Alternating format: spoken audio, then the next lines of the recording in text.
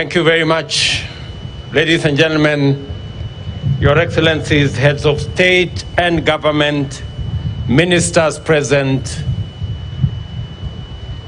distinguished participants, delegates, the people of the great city of Nairobi and Kenya, good afternoon. Hamjambo? Jambo? I'm not hearing it clearly. Jambo? This week, African leaders from government and the private sector, as well as academic, scientific, technological, philanthropic, and civil society sectors converged in Nairobi to confer, consult, deliberate, and formulate consensus on a clear, new, bold, innovative, transformational, and distinct African position on how the international community must engage with the undeniable climate emergency that is threatening human well-being and life on our planet. The Africa Climate Summit is both a demonstration of the unwavering collective commitment of the people of Africa to their vision to make humanity's first home here in Africa, a land of abundant potential, limitless opportunity, and the possibility of shared prosperity. It is also showcases our determination to mobilize a global coalition of emergency responders to ensure that the industrialization necessary to drive future economic transformation restores our planet's vitality and ecological balance. At the summit, our shared understanding became clear that Africa is not only the cradle of humanity, it is indeed the future, and that we are the last frontier of untapped potential in the form of hundreds of millions of young men and women who are educated, skilled, motivated, innovative, ready and willing to drive the enterprises and industries that will unlock the possibilities promised by our immense endowments of natural assets, mineral resources, and green energy potential in order to unleash opportunities and prosperity for Africa and the world on an unprecedented scale. At the summit, we also made it clear that we are aware of the unjust configuration of multilateral institutional frameworks that perpetually place African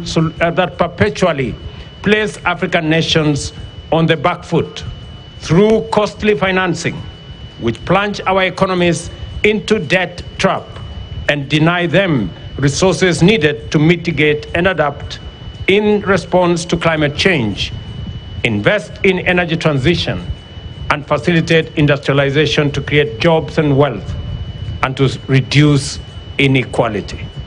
As a continent, we have developed our common position, which encapsulates our ambition for socio-economic transformation and our climate action agenda. This position is anchored on the potential that Africa holds to decarbonize the global economy and set the stage for green industrialization throughout the world. We demand a fair playing ground for our countries to access the investment needed to unlock the potential and translate it into opportunities. We further demand a just multilateral development finance architecture to liberate our economies from odious debt and onerous barriers to necessary financial resources. We are clear in our minds and hearts that the international community must walk with us in this journey into a future of prosperity and security in an ecologically balanced, thriving planet. We are therefore determined to have difficult conversations, take hard decisions, and make uncomfortable changes to set international consensus on an Afrocentric and globally inclusive path into an African future. On a continent as young as Africa, it is impossible to imagine the future without the youth. Our young men and women in every African country are the primary stakeholders who will define and drive our agenda for green transformation and sustainable opportunities. Our message will not be clear if the voice of the youth is missing. Our efforts to achieve prosperity will not succeed if there are no opportunities for the youth. And our journey will be long and hard and in vain if the youth are not coming with us. Let the declaration of our commitment to act in unison and deliver our aspirations go forth in the firm, clear voice of a united Africa from Nairobi today, and tell the world about Africa's youth potential, opportunity, and its capacity to actualize a world of possibility. We understand that possibility, opportunity, potential, and youth all point to the future. That is why Africa is the continent of the future, because we are a young continent, green and futuristic. Thank you very much. May God bless you, and may God bless Africa. Let me now take this opportunity, ladies and gentlemen, to introduce my colleagues, the men and women who patiently have waited for this final moment for us to endorse the Nairobi Declaration that sets the path for not just Africa to develop solutions for Africa's challenges, but to develop solutions for global problems. We are very confident that going into the future, starting from Nairobi to New York to UAE, our message will be clear, our message will be forthright, and our message will be firm. Let me introduce my good brother, the Africa Union Commission Chairman, Musa Faki. Pigeni makofi jameni. Let me also introduce my dear sister, right here, the President of Ethiopia, my dear sister, Saleh Work-Zewde. She's here. Let me also introduce my brother, who just joined us last evening, the President of Chad, Idriss Déby Itno. Thank you very much, my brother, and welcome to Nairobi. Let me also introduce my brother from Sierra Leone has just left. Let me introduce my elder brother, the President of Djibouti, the one and only Mzee Omar. Tupige makofi jameni. Thank you very much, Mzee, for standing in, being with us all the while. Your advice has been phenomenal. Let me also introduce the old man in a hat, the President of South Sudan, President Salva Kiir Mayardit. Thank you very much, Mzee. I know you have taken time with your advice, patiently nudging us on until the final full stop was put in the declaration. Asante sana. Let me also introduce in our midst a great revolutionary,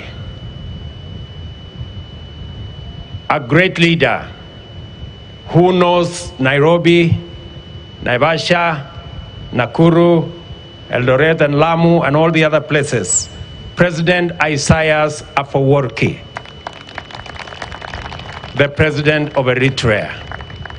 Welcome, Your Excellency. We don't take for granted that you're here to append your signature to this great declaration as we march forward in unity. as the people of this continent. Let me also introduce my good brother Sama, the Prime Minister of DRC. Pigieni makofi jameni. Thank you very much, my friend. I know you were very keen as we discussed what to do with our natural carbon sinks, and your contribution in making sure that it is reflected appropriately in our declaration is greatly appreciated. Let me also thank my brother Nangolo, the Vice President of Namibia. Pigeni makofi, thank you very much. And the Vice President, my dear sister, the Vice President of Angola. Pigeni makofi, thank you very much. And of course, our sister Patricia Scotland, our Secretary General of the Commonwealth. Pigeni makofi, thank you very much. And of course, the grandfather of Africa, Baba Olusegun Obasanjo. He was right here to make sure that we never try to do the wrong thing. Thank you very much, Mzee. And you have supervised us all the way. I tried to persuade him that we can do the rest alone, and he said no, just in case you make the wrong step last minute. So that's why he is here. Let me also recognize my brothers ministers who are here. All the ministers, thank you, and heads of delegation. I really want to appreciate our first ladies. They're right here. My good brother, the Deputy Prime Minister from Somalia, thank you very much for coming. And all the dignitaries, forgive me if I didn't mention your name directly. It in no way say your contribution was any less. We appreciate everybody who has been here. Thank you very much, Nairobi, for welcoming all our guests. Thank you very much, the people of Kenya, for welcoming all our guests. My very best wishes as we march on with the Nairobi Declaration into the next destination. Asanteni sana, God bless you, and God bless our great continent. Thank you very much.